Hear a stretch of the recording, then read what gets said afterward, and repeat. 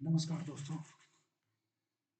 आज हम लोग समझेंगे कि सपोर्ट और रेजिस्टेंस कैसे ड्रॉ करते हैं मार्केट में, निफ्टी में ट्रेड करते समय।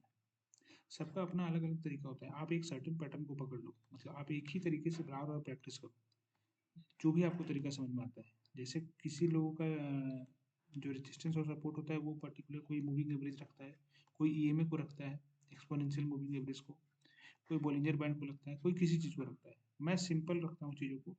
मुझे पसंद है पिछले दिन का डे हाई और डे लो को मैंने मार्क कर लिया, बस। ये मेरे लिए सपोर्ट और रेजिस्टेंस का काम करेगा। मार्केट मुझे जिधर भी दिखेगा मैं उधर अपना फिर ट्रेड करूँगा, ठीक है। अभी इस चीज़ को ऐसे समझिए कि अगर मुझे और केसेस को अगर देख करके समझना रहे कि सपोर्ट और रेजिस्टेंस किस तरह से ड्रॉ होगा, तो ये पर्टिकुलर डे कौन सा है, 18 तारीख को, 18 दिसंबर को। तो 19 तारीख के लिए मेरा कौन सा सपोर्ट हो गया, ये पर्टिकुलर सपोर्ट हो गया। रेजिस्टेंस कौन सा हो गया, ये हो गया, ठीक है। सिमिलरली अगर ये 20 तारीख 19 तारीख को ट्रेड खत्म हो चुका है, तो मेरे लिए 20 तारीख का रेजिस्टेंस कौन सा हो गया, ये लेवल हो गया। सपोर्ट कौन सा हो गया, ये हो गया। मैं इस पे ही ट्रेड करता हूँ, ठीक है।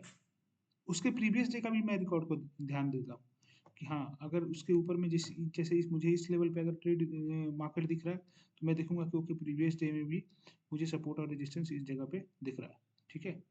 तो मेरा सपोर्ट रेजिस्टेंस ड्रॉ करने का वाइल ट्रेडिंग निफ्टी निफ्टी में ट्रेड करते समय ऐसा होता है कि हाँ, अगर मान लीजिए मुझे स्टॉक में देखना है कि स्टॉक में जैसे आप मान लीजिए एशियन किसी पर्टिकुलर स्टॉक को उठाइए, जैसे एशियन मोटर है।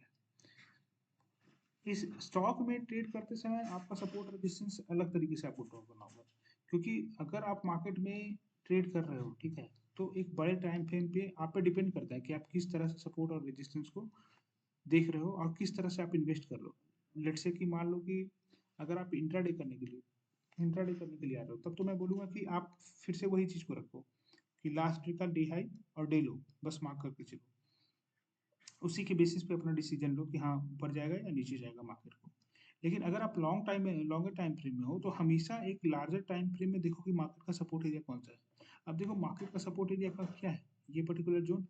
इस जोन पे मार्केट आया, फिर से ऊपर चला जा रहा है, ठीक है। ये पर्टिकुलर जोन पे आया, फिर से मार्केट ऊपर गया, फिर ये पर्टिकुलर जोन पे आया, फिर से ऊपर गया। ये जोन पे आया, फिर से ऊपर गया। ये जोन पे आया, फिर से ऊपर गया। इस जोन पे आया, फिर से ऊपर गया। तो देख रहे हो बार बार ये जो जोन हो रहा है एशियर मोटर के लिए, ये एक सपोर्ट जोन हो रहा है, ठीक है। किसी और एग्जांपल के थ्रू देखते हैं। ये हम लोग कब कब कब अगर मान लो मुझे लंबे समय के लिए इन्वेस्ट करना है, तो मैं किस जोन पे प्रयास करूंगा हमेशा सपोर्ट के आसपास में बाय करने का। निफ्टी फिफ्टी का कोई भी स्टॉक हो, अगर आपको बाय करना है, हमेशा प्रयास कीजिएगा कि सपोर्ट के पास में है बाय करने का। रेजिस्टेंस ब्रेकआउट पे अगर बाय करते हैं, जैसे एक सिंपल एग्जांपल के थ्रू और समझते हैं। अगर रेजिस्टेंस ब्रेकआउट पे बाय बाय करते हैं अगर आप, ठीक है, रेजिस्टेंस जैसे इस तरह से एक हाई वॉल्यूम के साथ ब्रेकआउट कर दिया, तो फिर आपको ये पूरा का पूरा एरिया को स्टॉप लॉस रखना होगा, इस पूरे कैंडल को स्टॉप लॉस रखना होगा, नहीं तो फिर इस जोन में एंटर कर जाता है तो आपको स्टॉप लॉस लेना होगा, ठीक है। बट मैं ज़्यादा प्रीफर ये करूँगा सब आप लोग के लिए, सभी के लिए, कि आप लोग जब भी सपोर्ट को ड्रॉ करो, तो वन डे टाइम फ्रेम में एक मेजर सपोर्ट को देखो, प्रयास करो स्टॉक में पोजीशन उसी पर्टिकुलर जोन में बनाने का, नीचे वाले जोन में रेदर देन ऊपर वाले जोन में।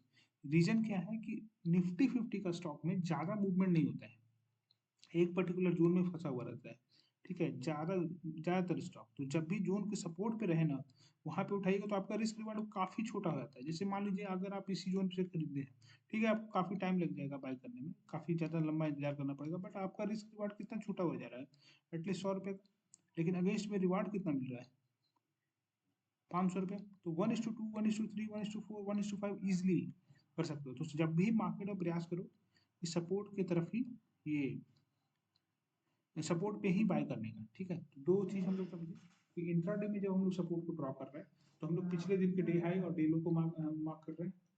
और जब अ, जब इसको जब स्टॉक में कर रहे हैं, तो उसमें डिपेंड करता है कि किसके लिए कर रहे हैं। अगर स्टॉक में इंट्राडे के लिए कर रहे हैं, तो फिर से उसी लॉजिक को हम लोग चलेंगे कि जैसे मान लो एशियर मोटर में मुझे देखना होता, तो आज किस तरह से मैं देखता, ये मेरा एक सपोर्ट जोन हो जाता, लास्ट ये मेरा एक रेजिस्टेंस जोन हो जाता, ये भी एक रेजिस्टेंस जोन हो जाता, ठीक है। मार्केट सिंपल है, जहां से भी सपोर्ट ले रहा है ना, वो एक सपोर्ट जोन हो जाएगा, ठीक है।